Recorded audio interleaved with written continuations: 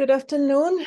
Thank you very much for being here, Jasmine, for having accepted our invitation, and for the public who is coming in today. I wanted to let you know that we are going to be recording this lecture. We actually post them afterwards on the website of the ASU LAGMA Fellowship Program. This is part of the Navigating Change in the Museum.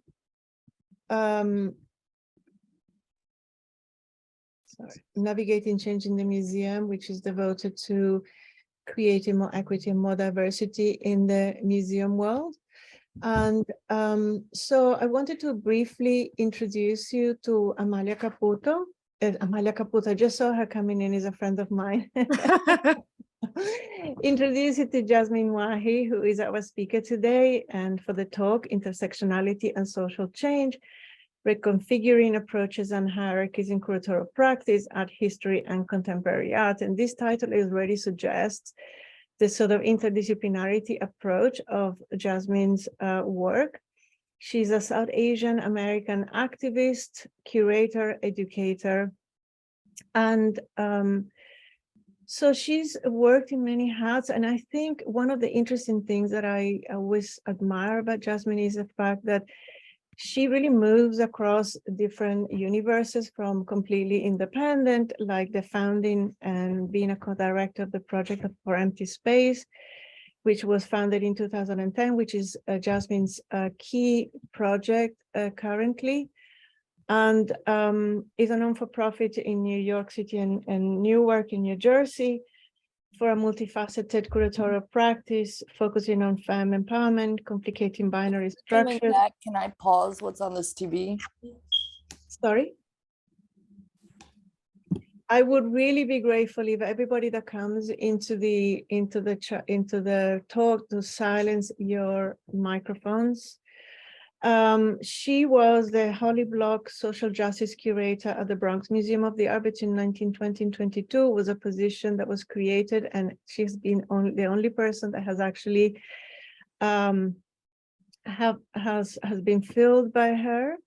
And then she has co-curated and curated many important exhibitions: Born in Flames, Feminist Futures, at the Bronx Museum of Art. That was in 2021. She's also curated American Truth. She co-curated in 2020 Abortion is Normal, and she at the College of Arts Association, she presented the talk Rape, Radicality and Representation within the Feminist Art Project. And also she has done a TED Talk entitled All the Women in Me Are Tired, a title that I think many of us could actually embody very easily. And I mentioned this, and she's done many other things, is because to understand that whenever, wherever she, Jasmine moves in the academic world, or in the, museum world, or in the alternative world, she's always bringing across this kind of positionality of being very critical and really bringing forward this notion of social justice and visibility and equity, and contesting this notion of systemic institutional racism. This event will go along for about an hour, and then there will be an opportunity for about 15 minutes to answer some questions. Please introduce them into the chat. And then without further ado, Jasmine, welcome. Thank you so much. And thank you to everyone for being here. I'm going to just go ahead and start here. I think I'll just jump into it. I figured I'd share a little bit about some of the work that I've done over the past handful of years. And then, like was said, open it up for Q&A. And a note about Q&A, you can really ask me whatever you want. My policy is open book. And if there's something that I don't feel equipped or comfortable answering, I will just say as much.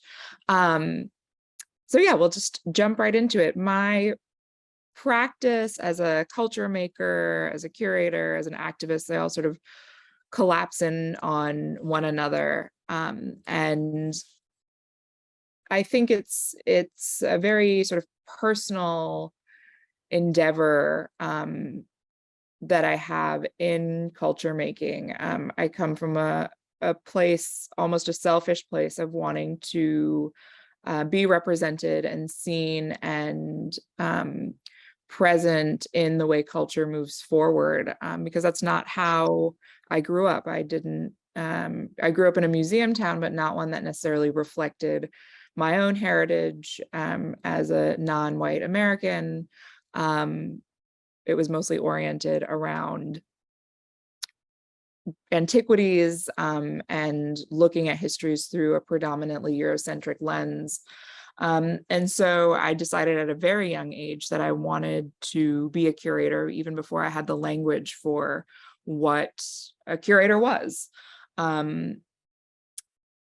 So now I have come to this kind of point in my career where I am very focused, perhaps myopically so, on intersectionality and visibility, kind of as the foundation points of my practice. And what you see on the screen right now is a quote from Bell Hooks's Feminism is for Everybody, Passionate Politics, a book that I initially read, I think in high school probably, and really laid the foundation and groundwork for the work that I do now in thinking about how I construct exhibitions, even though that's sort of a constantly evolving thought process, as well as how I think about futures and futurity, which I'll talk a little bit about as we get into Project for Empty Space.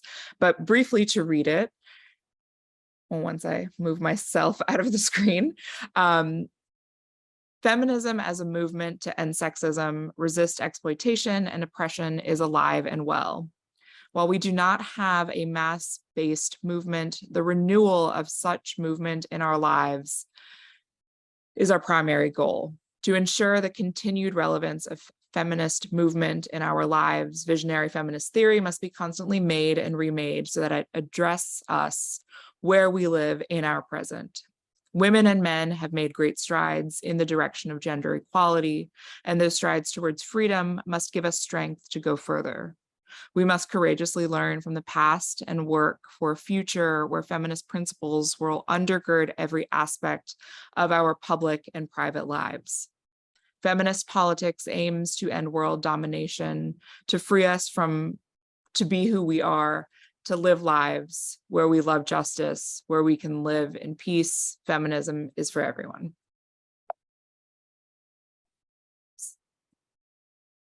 So I'll start talking about Project for Empty Space, which is an organization that I started now 13 years ago. It's kind of strange having an organization that's a teenager in my early 20s. And initially it started out with a friend of mine and I, Meenakshi Therakode, who has now moved about 9 years ago back to India. And it's now run by myself and my co-curator, collaborator, Rebecca Jampol. It initially started out as what was meant to be a one-off project in the Lower East Side of Manhattan, where I was living at the time. And since then has evolved into a very multifaceted ecosystem. I don't even think of it as sort of an organization anymore because we have so many different things that happen there, from re-granting programs for artists to a few different residencies to an exhibition program to a public art program, and a database for visual artists based in Newark, New Jersey, which is where we're headquartered. So a lot has changed since we started, and we are still in Newark in a space that has 50 artist studios. And we are also opening a new exhibition space so that we can add even more artist studios to our current space. And then we're also opening a space in Chinatown in Manhattan. So sort of going back to where we originally started. But we consider ourselves to be truly an artist-centric visionary space for artists who are interested in social discourse and social justice, however they interpret that. And our new space will also, in Chinatown, will also have that sort of bracketed mission, but with a specific lens on artists interested in reshaping and thinking and rethinking about what futurisms could mean through the lens of queerness and people of color. So what you're seeing here is one of our early exhibitions through our Artist in Residence program, Derek Adams Culture Club. And I like to share this image because this period, this was before the 2016 election, but the Black Lives Matter movement was very present at this time. There was a lot of conversation within the cultural space that was thinking about, going to admit this person, that was thinking about or contextualizing social justice as reactive, often thinking about social justice movement as protest movement, or depending on who's contextualizing it, riotous movement. And what this artist, Derek Adams, did was take a look at that and pivot the idea of what activism and radical activism could be to a space of joy and contemplation and rest, something that has since this show in the past 7 years led him to start his own residency program oriented around rest and self-care in Baltimore. But this was one of our first shows in our space in Newark. We have since moved to a different space. We outgrew this, but it was a space in the train station. So it was about 30,000 people a day encountered it because it was in a transit corridor. And so we would put exhibitions that were very much so in the public eye. You could not avoid them if you wanted to. And so that's sort of where we got our, I think, momentum from, as being a space that not only was committed to artists interested in social equity, discourse, and justice, but also thought about being multi-centric in our approach to think about the audiences in Newark, New Jersey, and in the sort of greater New York area, often being audiences who have historically been left out of art spaces or formal art institutions. This is an example of a artist in residence, Kambui Olujimi, in our new space that opened in 2020. Not great time, opened in January of 2020, so not great timing.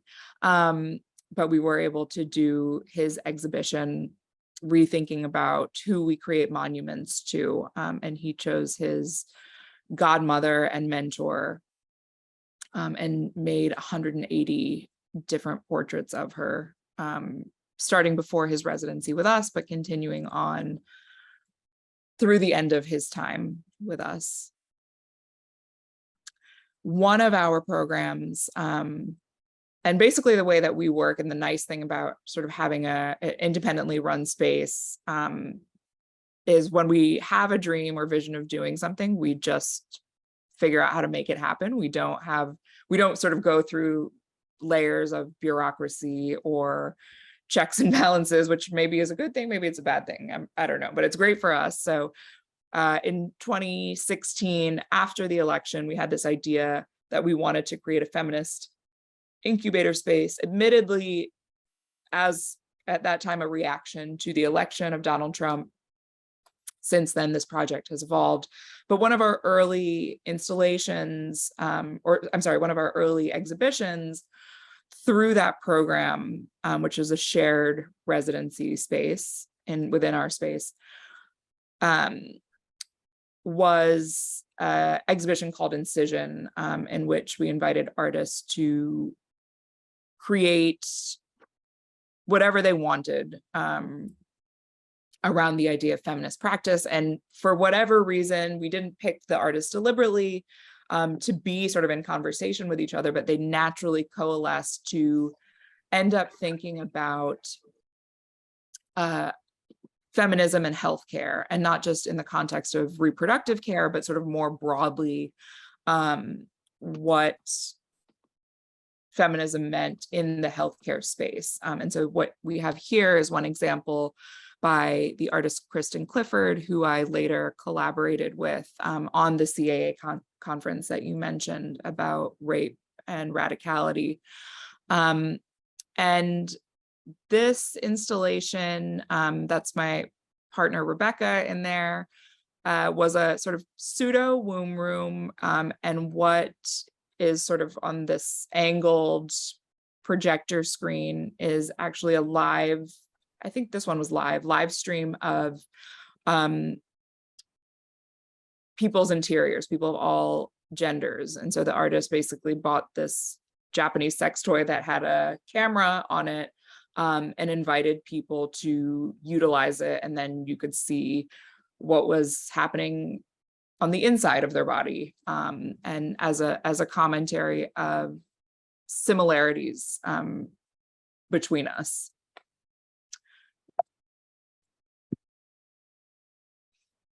And now this is our current exhibition that I'm very, very proud of. The artist is Damian Davis. This is the first show that we have ever done that is completely in a blacked out space. It's a little hard to see. So these are some images of the work. This is, I'll show you this first. So the exhibition is exploring the different meanings of searching through the lens of queer Black maleness, the experience of police brutality and surveillance, but also thinking about conversations around homophobia within the community, heteronormativity, love, anxiety around love. So there's a lot of different layered things happening in these works, which are physically collaged out of hand cut or self cut, I guess, plexi. And so what Damian wanted to do was create a space that is pitch black with very subtle black lights, and people have to enter into the space with black light flashlights and engage with these works that are full of various aspects of his own iconography that he's created. And so this is an image without the blacklight flashlight, and this is what it looks like with it. So there's a sort of transformation that happens in the dark. It's obviously not completely dark because from a liability standpoint, we couldn't allow for that. But it was really exciting to be able to figure out how to do this type of exhibition in the dark. None of us had ever done it. Damian had never done anything like it, but we thought if the artist wants to do it, we will let it figure out how to make it happen. And that's sort of our philosophy on all exhibitions and artist projects, because we're not a saleable commercial space. We want artists to just sort of dream big, and then we figure out how to make it work. So I'm going to pivot to talk about some of the other work that I've done. So that was Project for Empty Space, which is sort of where the focus of my career is now, as we're going through some pretty drastic expansion shifts. Abortion is Normal is the exhibition that I'm probably most infamous for. And it's, you know, when I think about what this exhibition was, it's really striking to me that in the past 3 years, what was initially an exhibition that was initially received with so many sort of dramatically different responses and really dramatic responses. It was very polarizing. Now has really become part of a normal discourse. And I always think about with my exhibitions and even with public speaking, the way that radicality becomes really regular over time. Not always, but in the case of certain things, even in short periods of time. So to give you a little bit of background on this show, in the fall or the summer, and no, actually it was earlier than that. At some point in the first half of 2019, 18 and 19, there was a sort of rash of proposed laws across mostly the flyover states and the South that were restricting or attempting to restrict reproductive care, specifically abortion healthcare. And at that time, those things seemed terrifying. Even just the premise, the proposal of these new laws was unfathomable. And as they started to sort of go through the process state to state, and some of them were passed, Rebecca and I sort of got into a panic. And at the time I was teaching at the School of Visual Arts and knew the artist Marilyn Minter, who's a dear friend now. And I still remember vividly, I think I screenshotted the conversation. I texted Marilyn and said, "Are you watching what's happening?" Because she's a big political junkie and a huge supporter of abortion rights, having marched in the initial marches for Roe v. Wade. And so I think she responded, she's like, "I'm tearing my hair out. I don't know what the fuck to do." And I was like, well, why don't we do what we do best and let's put on an exhibition. And the exhibition we put together in about 5 months. It was initially meant to be 10 or 15 artists. It ended up being over 65 artists. And we decided to join up with an organization who helped us make it into a fundraiser. So it was a curated exhibition, but the works, so all of the works were around not just abortion, that even though the title is sort of intonates that it is about abortion, the larger premise of the show that it was about bodily autonomy and choice and self-affirmation. What we ended up having was a lot of artists clamoring to be in this show as word got out. And so we had all of these artists over 2 spaces, 4 weeks in New York City. We ended up raising, I think, close to $300,000 for Planned Parenthood at the time. And then COVID hit. And as I'm sure all of you know, during COVID and after and very recently, the floor has sort of fallen out when it comes to, from under us, when it comes to any sort of reproductive or gender-based care, with the toppling of Roe v. Wade. And also now the movement, now that Roe has been toppled and that federal abortion laws are no longer a thing, the sort of next step in the movement seems to be restricting care, gender affirmation care for trans folks. And so that's sort of the next thing that's happening. So this show, Abortion is Normal, is bittersweetly making a comeback, starting late this fall, going through the election, and our hope is to travel it cross country. And I say bittersweet because never in my perhaps naive mind in 2020 did I think that we would be where we are today, and feel compelled to do another exhibition as part of a campaign to get people out to vote. So there it is. But anyway, here are some photos, not the best photos, unfortunately, of the original iterations of the exhibition. And here in this photo, I realized I didn't put the artist, but we have Barbara Kruger, Shoshana Weinberger, Thank God for Abortion, which is led by an activist artist, Viva Ruiz, Michelle Pred, Nadine Faraj. It's another angle. That's Dominique DeRusso on the big wall in the back.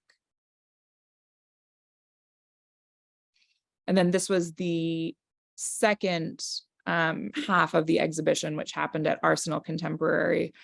And this is Carrie Mae Weems on the wall.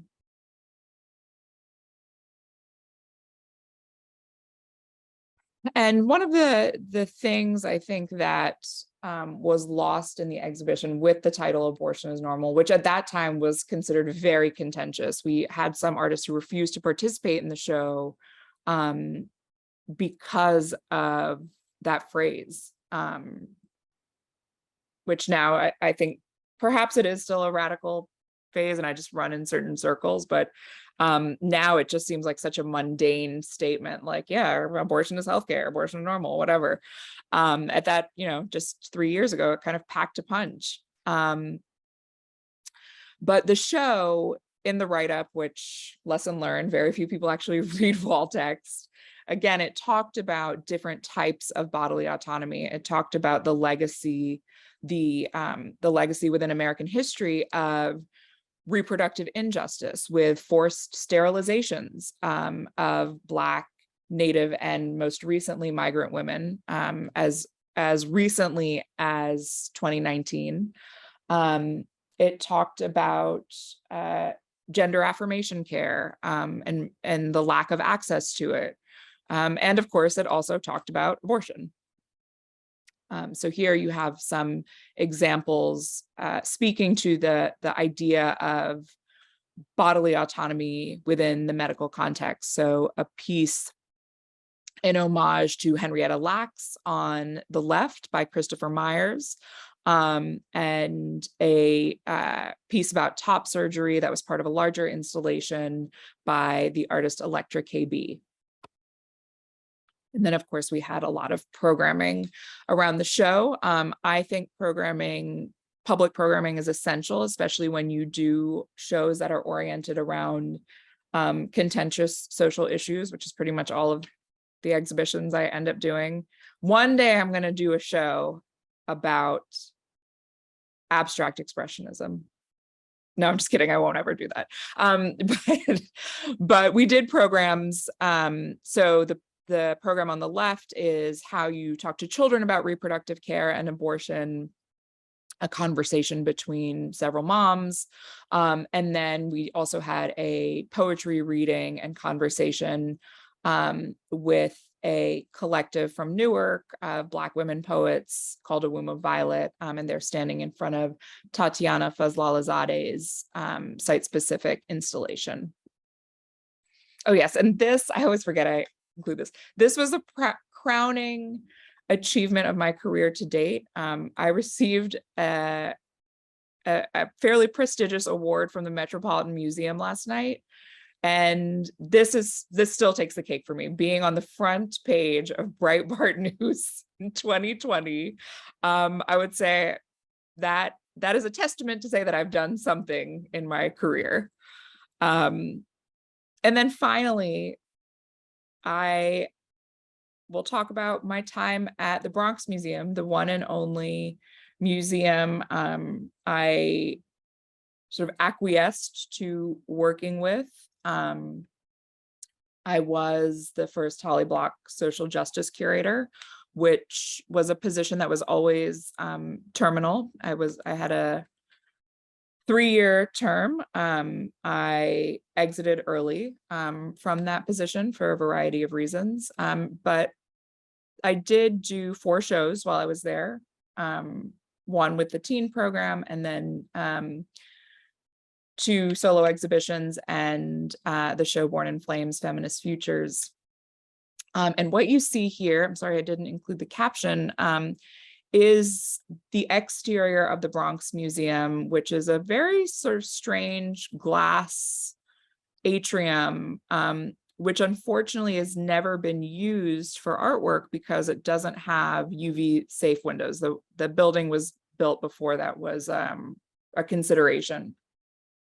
So they never utilized the space, which is on the corner of 2 very trafficked streets in the Bronx. And so I worked with Rebecca, who's my partner at Project for Empty Space, and also a phenomenal graphic designer and graphic design professor, we collaborated on an exterior exhibition that was part artwork, part sort of advertisement for the show. And so here you have her consideration of Born in Flames. And the exhibition was based off of a film from 1982 by a filmmaker named Lizzie Borden. If you haven't seen it, I highly recommend it. What struck me about this film is it is presenting in a documentary style a future New York City. So though it was made in 1982, it's sort of a predictive film for what the world will look like in 2020. Thereabouts. And what was so sort of devastating when I rewatched this film was the realization that nothing has really changed, or everything that was predicted in this film has come to pass. So the sort of crux of the film is that you have what is considered a utopian New York City, where it's a socialist space, and yet it becomes very apparent that social hierarchies and capitalism are still really at the root of how everything functions. And the protagonist is part of an all women's group of construction workers who are laid off or not allowed in the union because they're women. And so the protagonist, and this is not a spoiler, this is sort of the beginning of the film, the protagonist is a queer Black woman who sort of leads the charge to get back their jobs, and she is murdered by police. And so again, we're talking about a film that was made in 1982, thinking about police brutality, thinking about police brutality specifically against Black people. And, you know, we're some 30 odd years later, and it's the same. And so that really struck me. And when I was thinking about doing a futurist exhibition, I realized that the exhibition should not be about sort of a monolithic idea of what futurism is, or even prescribed ideas of canonical futurism, even thinking about Afro, Asian, Indigenous, Latina futures. It should be the interpretation of the artist. So what I did was I invited, I think 12 or 13 artists from sort of all across the career point spectrum to create a futurist world in which what they were showing was sort of an artifact from that space. And so we were thinking about constructing the exhibition as a galaxy. And so this was the entry of the exhibition, with the original film Born in Flames playing on loop, with the idea being that people could come and sit and watch the film if they so chose to. Unfortunately, because of COVID, that idea kind of got tossed out the window in real time, because we couldn't have people congregating in front of the screen for long periods of time, but that was the original idea. So here we have site-specific installation by Wangechi Mutu that we collaborated on over Zoom, which was an interesting experience while she was in Nairobi, and I was here in New York.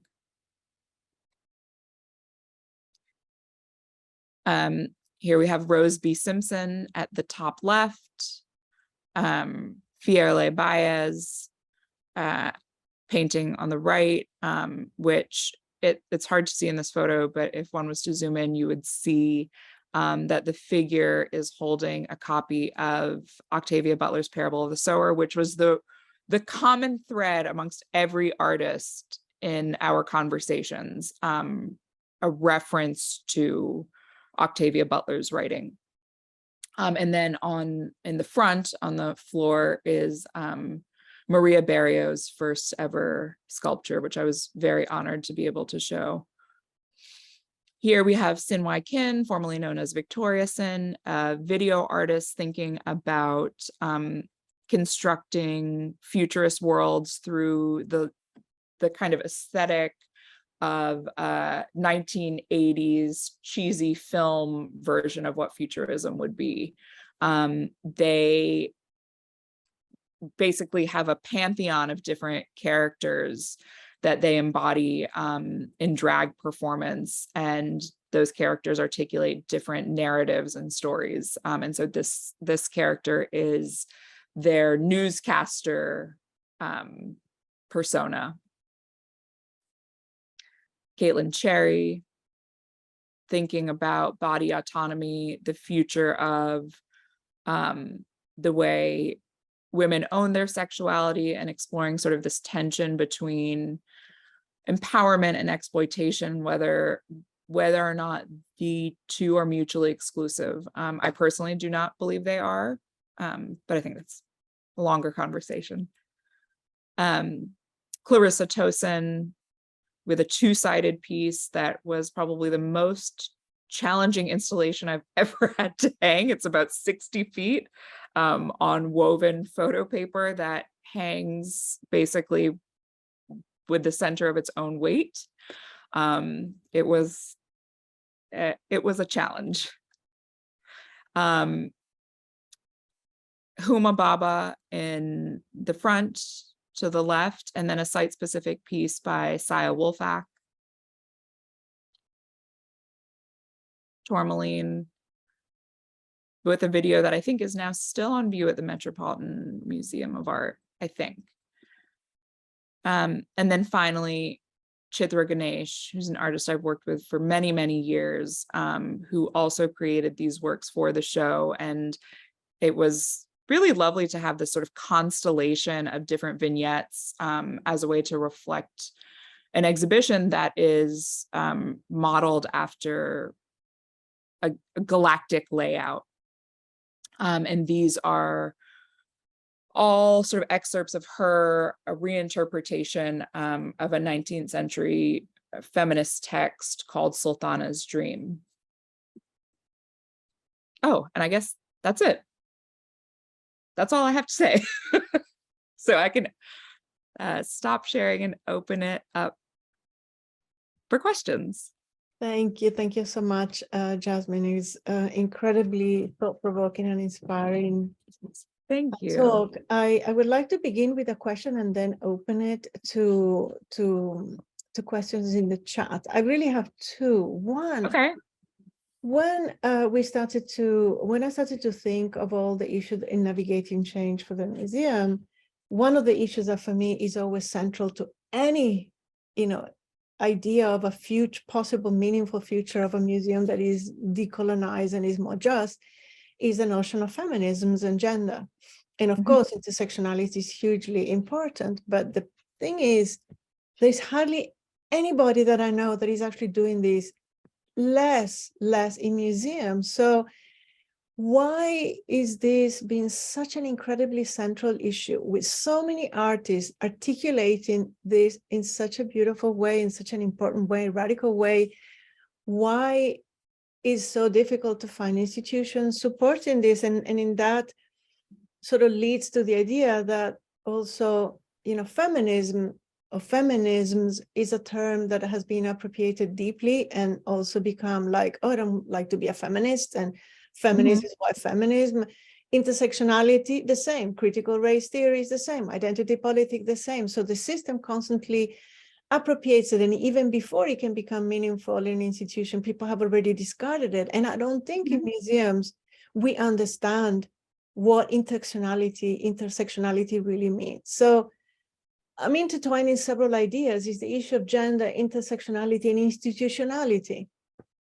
Yeah.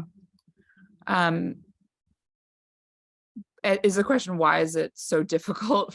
Well, yeah, I would like your opinion about why it's important and how you're navigating this sort of the way the system neutralizes this kind of incredibly strong and important and necessary causes. And part of the neutralization, I think, is the fact that it's invisible in arts institutions. Right. I have a variety of theories on why. The first being that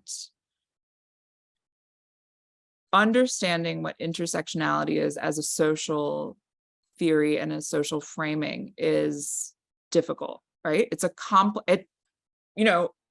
for me, it's not a complex concept, but I can recognize that in sort of the lineage of education in this country and how people think about other people, it is a foreign concept, and one that requires some type of collective unlearning and relearning about how we view each other and how we view society. And when things are complex, this is going to sound like I'm making a negative judgment, but in the most objective way, people are lazy, and institutions, I think, are also lazy. And as long as they continue to receive funding and have visitorship, I think the attitude is, if it ain't broke, don't fix it. So unless someone really says this in a way that is meaningful, and I'll get to the meaningful part in a second, but unless someone challenges it, there won't be a change. And I think when I say that unless someone says it, I think the reality of the way institutions work is through money. Institutions are part of a capitalist endeavor. They were built from a space of elitism as a way to be vessels of history and artifact through one particular lens. And through really, I hate to use the word, through an Orientalist lens. And so to combat that means the entire system has to be overhauled. And in order to have the entire system overhauled, it requires money, and it requires the people who are giving money to be invested in that idea. And, I can tell you from my experience last night at the Met, one of the people being honored gave $150 million to the museum. And that's why, ostensibly, that's why they were being honored, but with no requisite of change in the institution. It's business as usual, carry forth, protect the existing interpretations. So, unfortunately, and I talk to a lot of people in museums who are in the education department, curatorial department, they are actually doing the work. Maybe not all of them, but many of my peers and friends are doing the work, but no one wants to listen to them. And I'll give you one sort of personal example. I had proposed a show about migrant memory and sort of memory of a past one has never experienced, right? Sort of inherited memory. And I was told that was too much of an esoteric idea in the Bronx, which is a borough, for those of you who aren't familiar with New York, is one of the most diverse, next to Queens, immigrant populations in the country. So, when you think about institutional structures and the way that they are, the way that they exist, it's through money and whiteness. And that's really, I think, why they don't change. But what about the issue of gender? So wait, we can't hear you. We can't hear you. Sorry. So the issue of gender, because we have that's the thing. We think ethnicity, race, but the centrality of the gendered body. I feel that there is. If it isn't an important subject, how intersectionality embodies gender, of course, but I'm just intrigued. It's not only a resistance to race and ethnicity, but it's a huge resistance to the fact of genderedness and a genderedness that is, and even more now in this moment where we are attacking not only female body but any type of gender dissent. And I don't know. Yeah. I mean, I think it's goes to the same reasoning, right? How many, and it comes down to money. My, I guess, sort of cynical realization is that people don't divest of their power because they want to, right? Like what would ever be your incentive if you're at the top of the food chain to say, actually, if you're a lion, you're not going to suddenly wake up one day and say, well, I feel bad, so I'm going to become a vegetarian. That's generally not how people operate. And so it's until a hand is forced, there's no change. You know, I don't know a lot of women who are also have progressive gender politics and intersectional politics who are actually have the capital, you know, at the $1 million or $1 billion level for their money to speak in that way. Yeah. And you know, it's a really cynical thing to say that money controls institutions, shows, and research, but I think that's just a fact. We have quite a few questions in the chat. Okay. So I'm going to go for them because I would like, so this is from Alejandra Lopez Oliveros. She says, hi, Jasmine, thank you for this presentation. My question is, how does intersectionality influence your selection of the artists you work with? Is there a specific factor of their identity and or work you prioritize?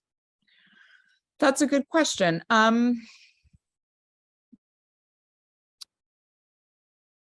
It does, I'll put it this way, intersectionality does impact how I look at work, and how I look at everything. I think I don't think a person's identity alone impacts how, who and how I choose. I think it's how people are articulating the exploration of those identities that is what interests me. Yeah, I don't, so in that way, I am exploring types of work, but I don't look at an artist and be like, okay, you're a Black artist, I'm going to include you in the show because you're Black. Or like, you're a queer artist, I'm going to include you in the show because I need to tick a box. It's really based on the way of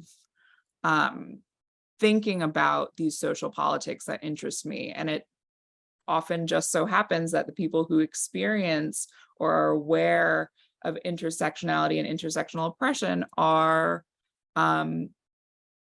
people who have historically been on the margins.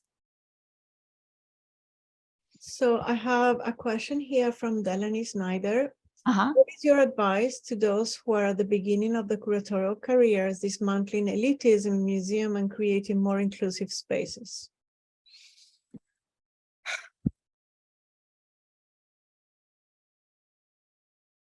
I wish I had a good answer to this question because I get it a lot, and it's a good question.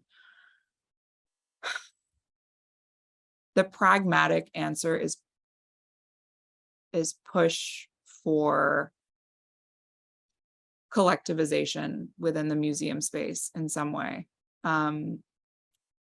because collectives, and I don't necessarily mean unions in the formal way, because you know unions also have potential problems, but collective voices get more done than singular voices. And it, you know, it would be very easy for me to say, like, go in there guns blazing making a stink, but that is from a point of privilege because that's a scary and I think precarious thing to do when it comes to job security. So I think the real answer is to collectivize and demand change through leadership. So this is a question from Blessing Greer. Hello, Jasmine. When dealing with concepts of futurability, how are you integrating aspects of Indigenous, African, Asian, and Latinx perspectives on an archival point of view? And how have you navigated that concept of preservation and reclamation? What challenges have you faced in moving forward while decolonizing our shared history? Thank you. It's a great question. So from the perspective of an archival standpoint, I generally look towards the artist's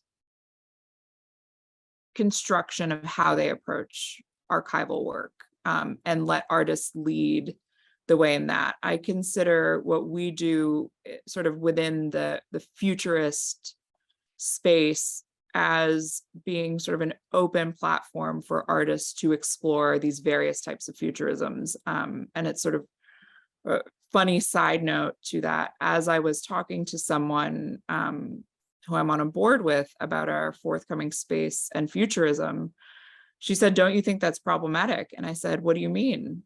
And she said, "Well, you know, the Italian futurists were associated with fascism." And I said, this is exactly what I'm trying to dismantle, because the Italian futurists never factored into my frame of reference when thinking about what futurism means. I am distinctly and exclusively interested in Black, Brown, Indigenous, Asian, etc. futures. I'm not interested in Eurocentric notions of what futurism is. And the fact that we default to a Western canonical interpretation, I find problematic. But, you know, that's sort of a diversion. But in thinking about archives, I really do think that for artists, I want to hear how they're thinking about that. At some point, we will probably actually, we are working towards getting funding for a digital archive of futurist thought. So looking back to the early 20th century in literature, performance, art making, other forms of culture making. So that will probably end up being sort of an archival vessel of some sort, but we have to find funding and staff someone willing to create that archive. Okay, this is a message from Ria. Hello, Jasmine. First, congratulations on the 16th Women's History Month anniversary. Thank you. Thank you for the inspiring presentation. My question is, I feel like with what Cecilia said, all these issues, racism, oppression, sexism, LGBTQ plus discrimination, find themselves back in the visual culture, but we always act like this concept of racial reckoning is in something new. How do we begin to discuss this conversation, especially towards a white audience, not only through art exhibition and individual artists, but in our everyday lives? Yeah. You know, linear and monolithic histories are intentionally, I don't know what the I don't know what the adjective amnesiotic, have amnesia. It's sort of built in the cycle of linear West Eurocentric histories, which is why it always comes as such a shock when people are like, it's a reckoning. You're like, no, it's actually the work that has happened for the past 300 some years, if not more. And it always seems to be this sort of like surprise, like, oh, you're here, you're doing this work. And thusly becomes a sort of ebbing and flowing trend. I'm going to be totally honest. I stopped thinking about the interpretations of white audiences a long time ago. And I stopped thinking about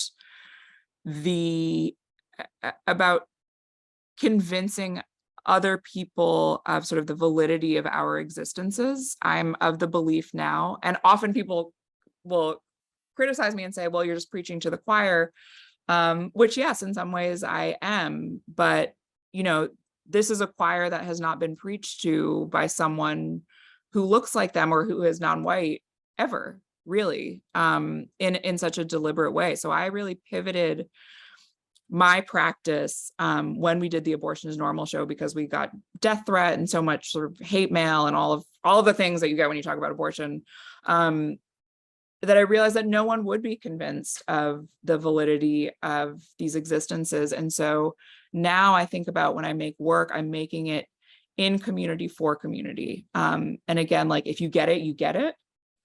if you don't, the onus is on you to do the homework for it. So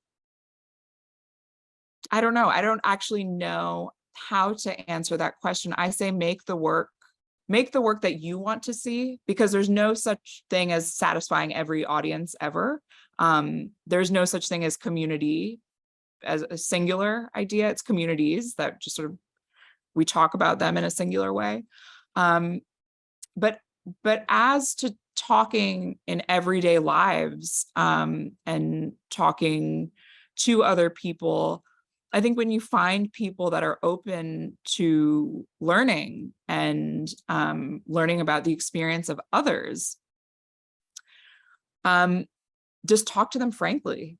You know, your experience as an individual is an individual experience, but perhaps it reflects the experiences of others in some facet of intersectional thinking. And I find that people are the most receptive to candor and plain speak. Yeah. I don't know if that's really a satisfactory answer. So I feel like I don't really have satisfactory answers for. Yeah, I think having to think of the wide audience makes you self-conscious, and then you stop, it becomes a thing about. So the last two questions, because I know that you have to leave more or less on the dot, maybe you can discuss both. I think Catherine Sario has a really important one. I think she says, such a pleasure and honor to attend this presentation. Thank you for sharing. How do you as a curator establish trust and safety amongst artists that share radical ideas? What is your process? And the other one is about the pros and cons of curating within a museum setting versus an independent gallery. And I'm also curious about that, because you made a choice to leave the Bronx Museum 1 hour before your role was actually ended, and now you're dedicated, even somehow taking a hiatus into teaching, to invest in this space and creating agency for. So what is the limit of agency in a museum versus a project like yours? But I think that the first question about safety and is actually such a huge one too. Yeah, that is a really great and important question.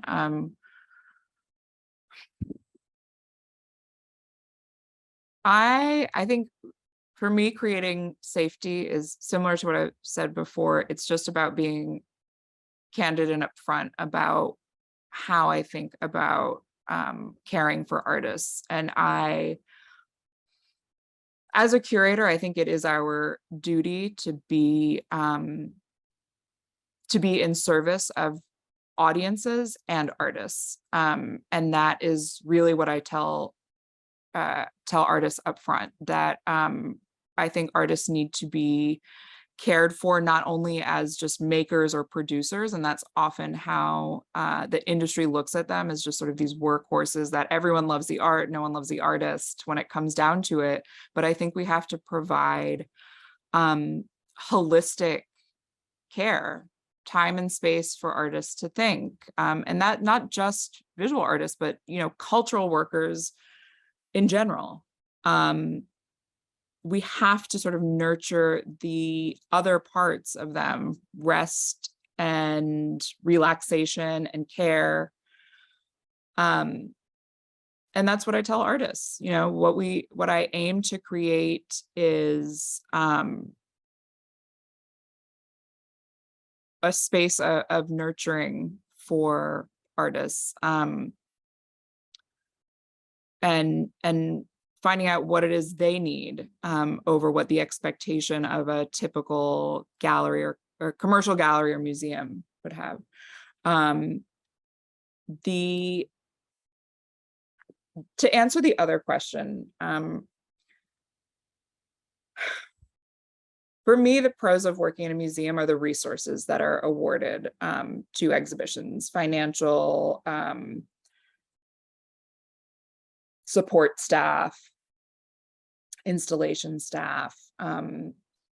Yeah, it's really the support that comes with it. The cons, I think, are the bureaucracy and often having to be beholden to people that don't really know or care about what they're talking about. And that's me being very, very honest. For me, I just couldn't cut it in a space that had a very particular idea about what social justice was or meant, in a very superficial way. And when I realized that was the case,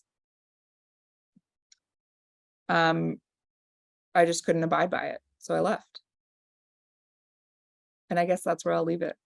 Yeah, Jasmine, I don't know if you have time for answering one last question, because we have a curator in Arizona Okay. that actually has just opened an exhibition that is quite political. And she said, hi, Jasmine, Lauren O'Connell. I recently opened your show, says Mocha. Wait, hold on.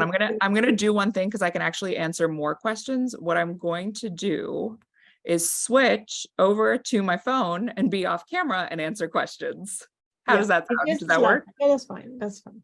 Okay. So give me two seconds while I figure out how to log on via my phone. Okay.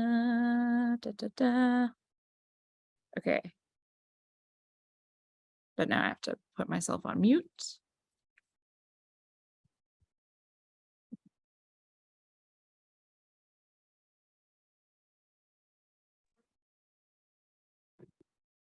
Okay. Okay. Hi again. Oh, wait. Let me leave this computer meeting. Okay. Okay, amazing. Okay, here I am. This last question. Yes. So this is from Lauren O'Connell, who is a curator at Mocha.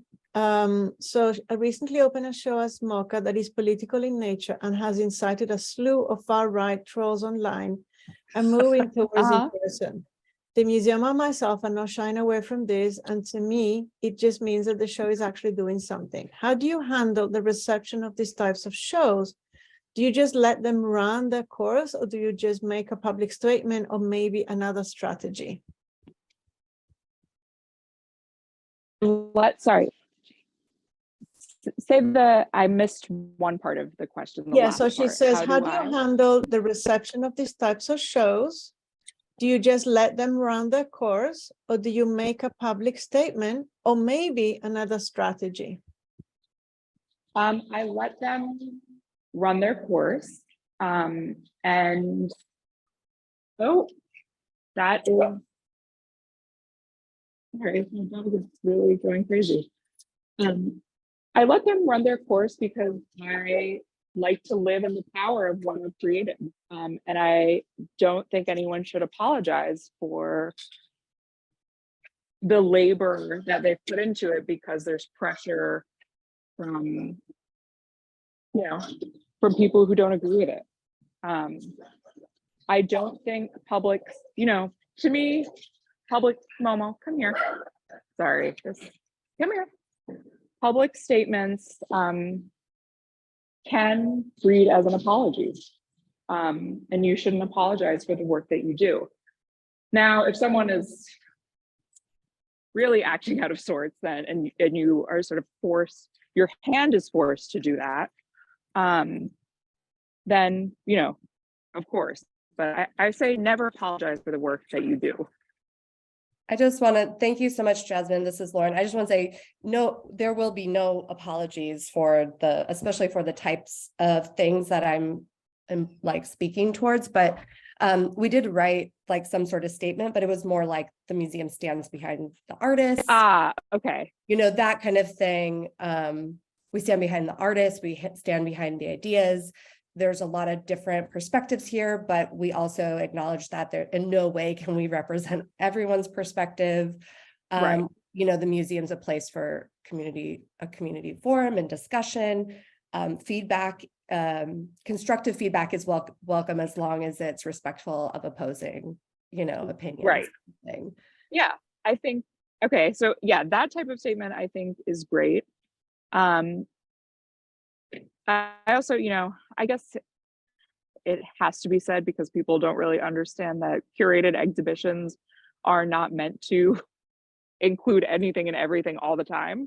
Yeah. It's impossible. It's just, yeah, I guess it's just something that people don't realize. But yeah, those types of statements, I I agree with. Thank you. Yeah.